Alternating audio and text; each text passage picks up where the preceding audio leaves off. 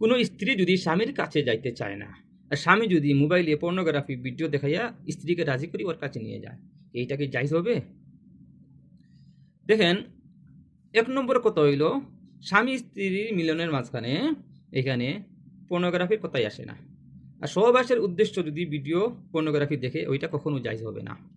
আল্লাহ তাআলা কোরআনের মধ্যে ফরমাইছেন, قل للمؤمنين يغضوا من أبصارهم ويحفظوا فروجهم ذلك أزكى لهم إن الله خبير بما يصنعون وقل للمؤمنات يغضضن من أبصارهن ويحفظن فروجهن الآية। আল্লাহ তাআলা কোরআনের মধ্যে ফরমাইছেন, মুমিনদেরকে বলে দেন তারা যে তাদের চোখকে অবনত রাখে, হেফাজত করে এবং তাদের লজ্জাস্থানের হেফাজত রাখে। কারণ আল্লাহ তাআলা আমরা যা কিছু করি আল্লাহ তাআলা সব কিছু ভালোই জানে। তারপরে আল্লাহ তাআলা নারীদেরকেও সেম এইভাবে বলছেন, নিজের চোখকে অবনত রাখে এবং নিজের লজ্জাস্থানকে হেফাজত করে। ঠিক আছে? তাই সহবাসের জন্য কোনো পর্নোগ্রাফি দেখা যাবে না, কারণ চোখে দেখা মানে চোখের জিনা। ঠিক আছে? লজ্জাস্থান তো লজ্জাস্থান জিনাই। তাই আমরা সবাই ইনশাআল্লাহ এইগুলো জিনিস থেকে আমরা দূরে থাকবো।